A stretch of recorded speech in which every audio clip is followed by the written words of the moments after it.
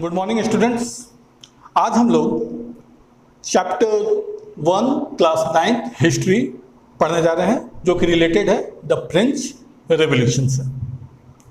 इस चैप्टर में किस तरह से जो डेस्पोटिक सिस्टम ऑफ गवर्नमेंट, अब यहाँ एक वर्ड आया डेस्पोटिक। डेस्पोटिक का मतलब क्या होता है? निरंकुश। निरंकुश का मतलब क्या हुआ?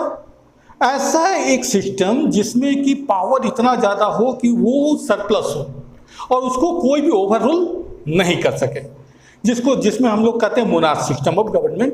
पहले वो था और उसके बाद किस तरह से वो सिस्टम पूरे दुनिया से खत्म होता है और कैसे उसकी जगह पर एक नया सिस्टम आता है, brand new system, that is called the democratic system आता है।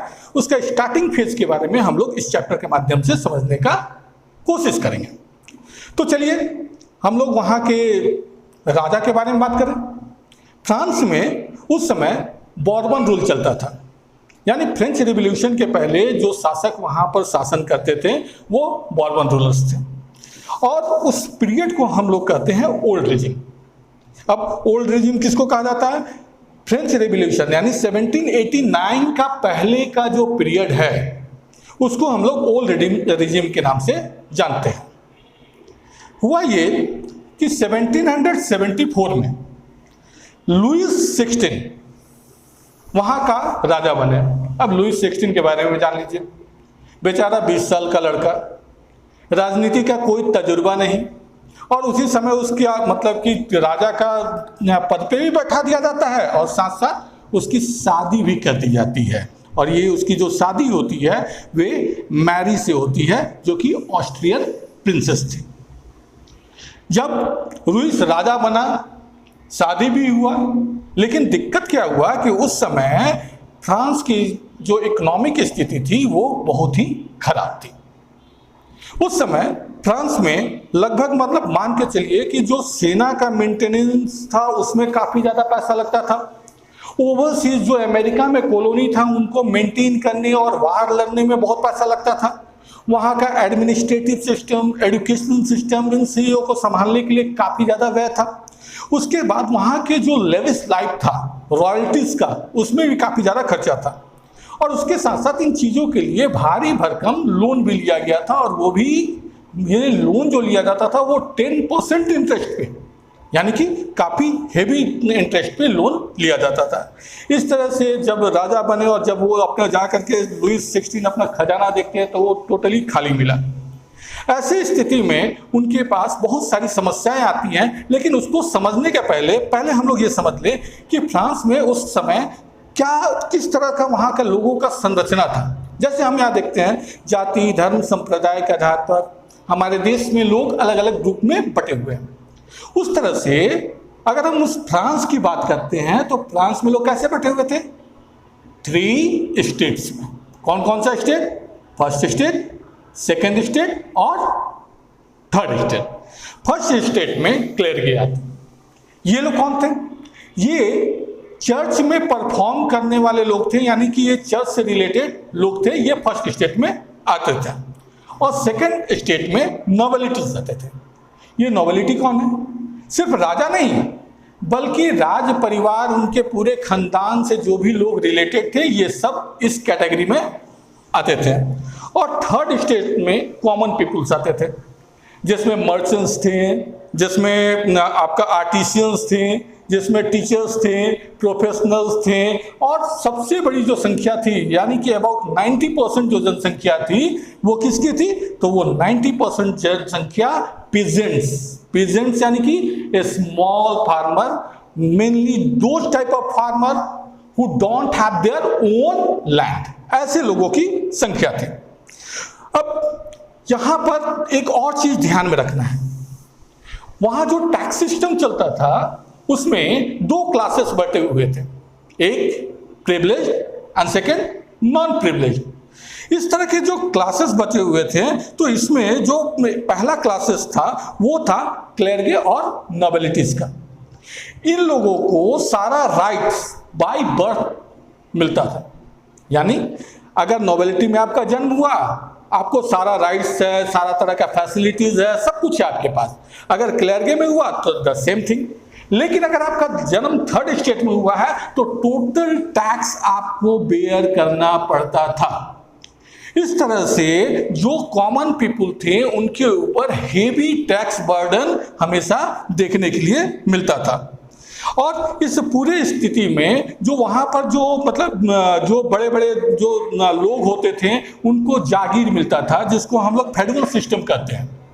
फेडरल सिस्टम एक ऐसा सिस्टम होता है जिसमें कि जो बड़े बड़े लोग होते हैं, ओहदेदार होते हैं, उनको पैसा नहीं दिया जाता है बल्कि उनको बड़ा बड़ा फेडरल दे दिया जाता है। और वो क्या होता है, जैसे जागीर, हम लोग यहाँ कह सकते हैं कि जैसे जागीरदार होता है, यानी एक बहुत बड़ा सा लैंड का पार्ट, जैसे एक आरा किसी को दे दिया गया। अब वहां पर जो भी कल्टीवेशन हो रहा है, लैंड ऑनरशिप और जितना वहां का मेंटेन करना है, सब उसके जिम्मे है। तो फेडरल सिस्टम होता था। किसानों के साथ क्या प्रॉब्लम था, खासकर पीजेंट्स के साथ, कि उनको फेडरल ड्यूज देना पड़ता था, उनको फेडरल लॉर्ड्स के पास लेबर का काम करना पड़ता था और दूसरे तरह के काम भी करना पड़ता था, चाहे वो चाहे और चाहे वो नहीं चाहे। और वो जो एक्स्ट्रा काम करते थे उसके लिए उनको कोई पेमेंट नहीं दी जाती थी। इसके अलावा दो तरह का टैक्सेस कॉमन पीपल को देने पड़ते थे, यानी टैक्सेस दो तरह से बटे हुए थे, एक डायरेक्ट टैक्स और दूसरा इनडायरेक्ट टैक्स। डायरेक्ट टैक्स में जो उनको देना पड़ता था उसको टैलिस के नाम से जाना जाता है। ये डायरेक्ट टैक्स था जो कि लोगों को पे करना पड़ता था, किसको, गवर्नमेंट को। और एक दूसरा टैक्स था जिसको हम लोग टैक्स के नाम से जानते हैं। ये तिथ्य जो था, ये कौन वसूलता था, चर्च। यानी लोगों को सिर्फ गवर्नमेंट को ही पैसा नहीं देना था, टैक्स नहीं देना था, बल्कि चर्च को भी टैक्स देना था। इस तरह से जो थर्ड स्टेट के लोग थे वे काफी ज्यादा बर्डन्ड हो गए थे, उनको काफी ज्यादा समस्याओं का सामना करना पड़ता था। अब जो सेकंड पॉइंट है उसको हम लोग देखेंगे, the struggle for to survive. 1715 में फ्रांस की जनसंख्या में हम लोग देखते हैं कि काफी मतलब कि तेजी से बढ़ोतरी होती है और 1715 से हम लोग 1789 तक जाते हैं तो देखते हैं कि पॉपुलेशन जो 23 मिलियन था वो बढ़कर के 28 मिलियन हो गया। तो चलिए, पॉपुलेशन किसी देश का बढ़ा तो उससे क्या प्रॉब्लम है? प्रॉब्लम यह था कि उनका जो प्रोडक्टिव सिस्टम था, यानी कि जो एग्रीकल्चर था, वो उसका ऐसा कोई ना तो इक्विपमेंट है ना तो मॉडर्नाइजेशन हुआ, यानी कि जो ग्रेनरी है उसमें कोई डेवलपमेंट नहीं हुआ। और इस कारण से जनसंख्या ज्यादा हो गई और जो अनाज है वो कम हो गया। इस कारण से जो फूड शॉर्टेज है वहां काफी तेजी से चालू हो गया। और कहा जाता है कि एक तो स्थिति खराब है और ऊपर से मतलब एक जो हम लोग बोलते हैं कि सर मुड़वाते ओला पड़ गया, वो स्थिति भी वहां हो जा रही थी। और वो ये हो रहा था कि फ्रीक्वेंटली कभी वहां ड्राउट आ जाता था तो कभी हेलस्टोन, ड्राउट सूखा या हेलस्टोन। और हम जानते हैं कि अगर सूखा होगा फसल अच्छा नहीं होगा, अगर ओला पड़ेगा फिर भी फसल अच्छा नहीं होगा। So due to all this thing there was a very hard life in the old regime and the peoples were burdened with different type of taxes and lack of food materials। इन सभी चीजों को लेकर के अनेकों बार किसानों ने विरोध करने का कोशिश किया, लेकिन इसमें उनको कभी सफलता नहीं मिली क्योंकि दैट वाज नॉट ऑर्गेनाइज्ड। अब क्या होगा? फ्रांस में राजा अपना मनमानी कर रहा था, प्रीस्ट अपना मनमानी कर रहा था, किसानों का आंदोलन में उतना सशक्त नहीं था। तो फिर ये चेंजेस आया कैसे? चेंजेस आया और वो तब आया जबकि एक नया क्लास का उत्पत्ति हुआ फ्रांस में, and that was known as the middle class. जब मिडिल क्लासेस आई तो इसके साथ ही वहां पर एक बहुत बड़ा चेंजेस आता है और ये प्रिविलेज सिस्टम जो है उसका अंत होता है। ये मिडिल क्लास के लोग आए कहां से? बहुत सारे ऐसे बिजनेसमैन थे, बहुत सारे ऐसे मर्चेंट थे जो कि इंपोर्ट और एक्सपोर्ट से और बड़े बड़े लोगों को सामान बेच करके काफी पैसा उन लोगों ने अर्न किया। उनके पास पैसा बढ़ा, उनके पास एजुकेशन बढ़ा, उसके साथ साथ उनकी जो लाइफ स्टाइल है वो चेंज हुई। लेकिन इसके बावजूद भी उनके पास पैसा था, but they were not belonging to the privileged class. इसमें कुछ और ग्रुप शामिल हुए, they were the professionals, the lawyers, the administrators, merchants and producers।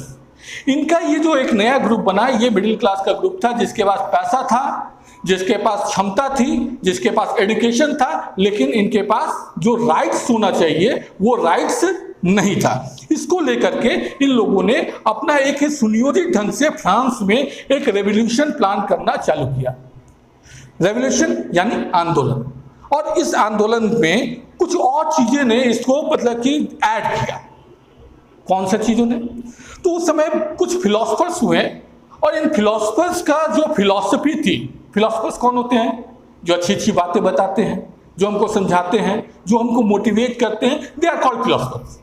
ये फिलोसफर्स ने अपने फिलॉसफी के माध्यम से लोगों में एक नई जागृति लाई, और ये नई जागृति लोगों को ये मोटिवेट करने में कामयाब हुआ कि they can achieve the goal of self government, self reliance system. तो इसमें कुछ चलिए प्रमुख नाम हम लोग देख लें। सबसे पहला इसमें जो नाम आता है, जॉन लॉकी हैं, उसके बाद जेम्स जैकस रॉसियस है। इन लोगों ने अपना अपना फिलॉसफी दिया। जैसे अगर लॉकी को कहा जाए तो उन्होंने कहा था कि to disprove the principle of the divine and absolute right of law and opportunities for all. यानी एक ऐसा सिस्टम होना चाहिए जिसमें कि जो भी अपॉर्चुनिटीज है, जो भी राइट है, वो सभी को सामान्य रूप से मिल सके।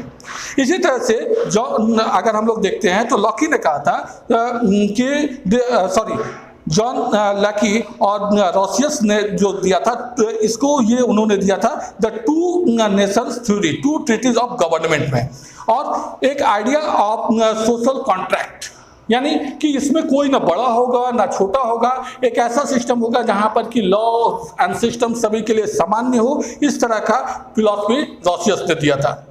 और इसी को आगे बढ़ाते हुए मॉन्टेग्यू ने क्या किया था, उन्होंने कहा था एक ऐसा सिस्टम ऑफ गवर्नमेंट होना चाहिए where there should be separation of power between the legislature, यानी वो विंग जो लॉ बनाता है, एग्जीक्यूटिव जो उस लॉ को प्रिवेल करने में, जो काम को एग्जीक्यूट करने में मदद करता है, एंड फाइनली द जुडिशियरी जो कि इन सभी चीजों को चेक करता है, इनको अलग पृथक किया जाए, अलग अलग किया जाए, और ये इस सारे सिस्टम को कंट्रोल करे।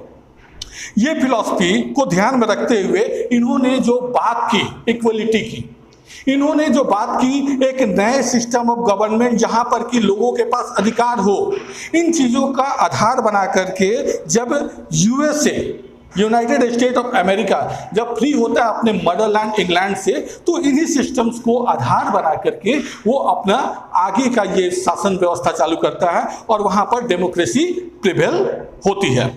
इस तरह से हम क्या देखते हैं कि ये जितने भी फिलोसफर थे उस समय, अगर फ्रांस का कॉमन पीपल की बात की जाए तो most of them were illiterate, लेकिन उनके पास भी जो कॉफी शॉप होता था वहां पर चर्चा होती थी, जो बार्बर्स का दुकान होता था वहां चर्चा होती थी, यानी जहां भी कोई गैदरिंग होता था इन चीजों पर डिबेट और डिस्कशन चलने लगा, और इस तरह से लोगों ने एक एडुकेट अपने आप को करना चालू कर दिया और इन चीजों को समझना चालू किया, और तब वो अपने अधिकार को बेहतर ढंग से समझना चालू कर दिए।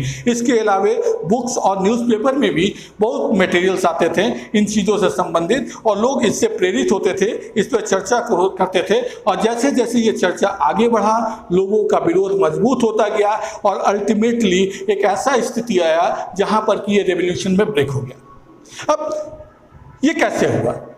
हम लोग ऑलरेडी चर्चा किया कि खजाना खाली था। उस समय जो लाइबर हुआ करता था, यानी वहाँ का जो फ्रांस का जो हम लोग कह सकते हैं करेंसी है, जैसे हमारा यहाँ नोट है, वो एकदम डिटोरिएट कर चुका था और नया पैसा लाने की जरूरत थी। तब लुईस 16 ने ये प्लान किया कि टैक्सेस को इंक्रीज किया जाए। इसके पहले 1614 में ये टैक्स इंक्रीज हुआ था, लेकिन दिक्कत क्या था? दिक्कत ये था कि राजा कोई भी टैक्स अपने इच्छा से नहीं लगा सकते हैं, और इस कारण से उनको टैक्स लगाने के लिए उनको 3 स्टेट्स का मीटिंग बुलाना पड़ता था। 5 मई 1789 यानी 5 मई 1789 को तीनों स्टेट्स को कॉल किया गया, और जब वो लोग सारे लोग इकट्ठा हुए तो वहां पर 300 मेंबर थे फर्स्ट स्टेट के, सेकेंड स्टेट के 300 मेंबर, और थर्ड स्टेट के 600 मेंबर्स एज ए रिप्रेजेंटेटिव आए। यहां पर आपको कुछ चीजों को ध्यान में रखना है कि थर्ड स्टेट में जो लोग गए थे वो इन जनरल आम लोग नहीं थे, वो थर्ड स्टेट के पावरफुल लोग थे और वो वहां पर गए हुए थे और उनके साथ अपने साथ वो 40,000 लेटर जो कि आम लोगों का डिमांड था उसको भी लेकर के गए थे। जब ये मीटिंग चालू हुआ और जब टैक्स लेवी करने का यानी टैक्स को बढ़ाने की बात होने लगी तो वहां पर थर्ड स्टेट ने इसका विरोध किया। उसने कहा कि सभी को बराबरी वोट का अधिकार मिलना चाहिए। होता क्या था कि जब भी टैक्स लगाना था तो ना तो फर्स्ट स्टेट को टैक्स देना है ना तो सेकंड स्टेट को टैक्स देना है। टैक्स किसको देना है? थर्ड स्टेट को। तो फर्स्ट स्टेट और सेकंड स्टेट यस कर देते थे और थर्ड स्टेट कुछ भी करता था टैक्स बढ़ ही जाता था। तो उन लोगों ने इस तरह का इस बार थर्ड स्टेट ने ये फैसला कर लिया कि नहीं, हम टैक्स अगर बढ़ाना है तो सभी लोगों को सामान्य रूप से वन पीपुल वन वोट के आधार पर वोटिंग राइट्स मिलना चाहिए। नेचुरल था, लुईस 16 नहीं माने और नहीं माने तो फिर मतलब कि वर्सेल्स में वहां पर एक बगल में एक टेनिस कोर्ट था, उस टेनिस कोर्ट में इंडोर टेनिस कोर्ट था, वहां पर ये लोग सब जाते हैं और ये निर्णय लेते हैं कि जब तक वो फ्रांस के लिए एक नया कॉन्स्टिट्यूशन नहीं बना लेंगे तब तक वो बाहर नहीं निकलेंगे। उन लोगों ने अपने आप को नेशनल असेंबली घोषित कर दिया और इसको 2 आदमी लीड कर रहा था इन फ्रॉम द फ्रंट। और मजे की बात क्या है, इसमें जो 2 आदमी थे, इसमें पहले का नाम था एवेसाइड। अभी जो थे वो रियलिटी में क्या थे? वो रॉयल्टीज थे, यानी वो सेकेंड स्टेट से बिलोंग करते थे, लेकिन उनकी सहानुभूति थर्ड स्टेट के लोगों के साथ थी। तो वो इसमें आते हैं, शामिल होते हैं और उनका सीधा सा का नाम था कि भाई जो थर्ड स्टेट के लोग हैं उनके भी बातों को सुना जाए। और दूसरे थे मैरबियर। ये किससे थे? तो ये थे फर्स्ट स्टेट से। ये दोनों थर्ड स्टेट को लीड कर रहे थे। तो अल्टीमेटली जो एबेसाई थे वो बहुत अच्छे प्रखर वक्ता थे, वो लोगों को इन्फ्लुएंस करते थे और उसके साथ साथ वो अच्छा लिखते भी थे। और जहाँ तक मैरबिया का बात है तो ये एक बहुत ही अच्छे लेखक थे और ये अपने लेखनी के द्वारा लोगों को काफ़ी ज़्यादा प्रभावित करते हैं। इस तरह से नेशनल असेंबली जब इस समय वर्सेल्स में बिजी था, उसी समय बहुत सारी घटनाएं बाहर भी घटित होती थी।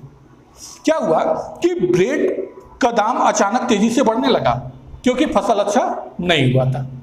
इस कारण से लोग काफ़ी ज़्यादा बड़े बड़े लाइन में लगते थे, खासकर महिलाएं लाइन में लगी रहती थी ब्रेड के लिए। और ब्रेड वाले भी जो थे, यानी कि हम लोग का जैसे स्टेपल फूड है, चावल हम लोग खाते हैं, आटा का रोटी खाते हैं, ये सब खाते हैं, उन लोगों का मेन स्टेपल फूड जो है वो ब्रेड है, जो कि बेकरी में मिलता है। और इस बेकरी के लिए लंबा लंबा लाइन लगता था। बेकरी वालों लोग ने देखा कि चलो भाई ये मुनाफा कमाने का अच्छा मौका है, तो उन लोगों ने इन चीज़ों को होल्ड करना चालू किया, सप्लाई कम किया, रेट को बढ़ाया। एक दिन गुस्से में आकर के लोगों ने बेकरी पर हमला कर दिया और सारा ब्रेड्स को लूट लिया।